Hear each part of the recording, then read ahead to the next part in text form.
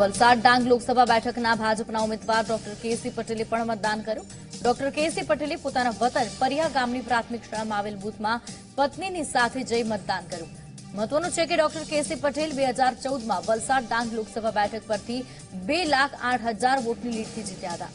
આ વખતે પણ વલસાડ ડાંગ લોકસભા બેઠક પર ભાજપના 2 લાખથી વધુ વોટ જીતશે તેવો આશાવાદ વ્યક્ત કર્યો। 26 લોકસભા સીટના ભાજપી ઉમેદવાર ડોક્ટર કેસી પટેલે હાલ જ પોતાના મતાધિકારનો ઉપયોગ કર્યો છે। આપણી સાથે સીધા ડોક્ટર કેસી પટેલ જોડાઈ ગયા છે, સાથે એમનો પરિવાર છે, એમની પત્ની પણ છે। શરૂઆત કરીશું કેસી પટેલ સાહેબ પાસેથી। સર, આપ મતદાન કરીને આવ્યા છો, કેવો વિશ્વાસ, કેવો ઉમંગ? તમે જોઈ શકો છો કે લોકોનો ખૂબ ઉત્સાહ છે અને લોકો લાંબી લાઈન લગાવીને સૌ મતદાન કરે છે।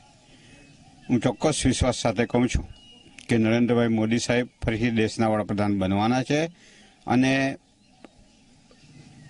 લોકોનો જે ઉત્સાહ જોઈને કહું છું કે અમે વલસાડ ડાંગની સીટ ખૂબ જંગી બહુમતીથી જીતવાના છે।